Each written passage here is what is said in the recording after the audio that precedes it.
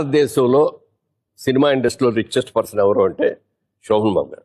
ఎందుకనంటే ఈ బిజినెస్ సంబంధించిదే ఇట్లా పోయిన తర్వాత డబ్బులని పోయిన తర్వాత తెలియ చెప్పి ఆయనకి, సార్ మీరు చెప్పినట్టు అయిందండి, డబ్బులని పోయినాయండి ఈ బిజినెస్లో అన్న.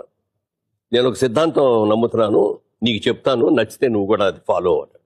ఏంటండి అన్న, ఈ ప్రపంచంలో 3 వంతులు సముద్రం ఉంది, ఒక్కొంతే నేల ఉంది. నివసించడానికి ప్రదేశం ఉన్నది చాలా తక్కువ, 20% ఉంటుంది, అంతకంటే ఎక్కువ ఉండదు.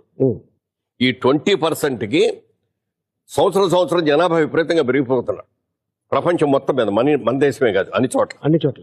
రాబోయే రోజుల్లో జనం విపరీతంగా పెరిగిపోయి సైట్స్ తగ్గిపోతాయి. సో ల్యాండ్కి విపరీతంగా గిరాకీ వస్తుంది రాబోయే రోజుల్లో అని ఒక ఆలోచనతో నేను సంపాదించిన ప్రతి పైసా రియల్ ఎస్టేట్ మీద పెడుతున్నాను, మొత్తం ప్రాపర్టీస్ కొంటాను అన్నాడు. ఇలా బిజినెస్ చేస్తే బాగుంటుందని ఆయన ప్రతి రూపాయి ల్యాండ్స్ మీద పెట్టాడు. అంటే ఆ రోజుల్లో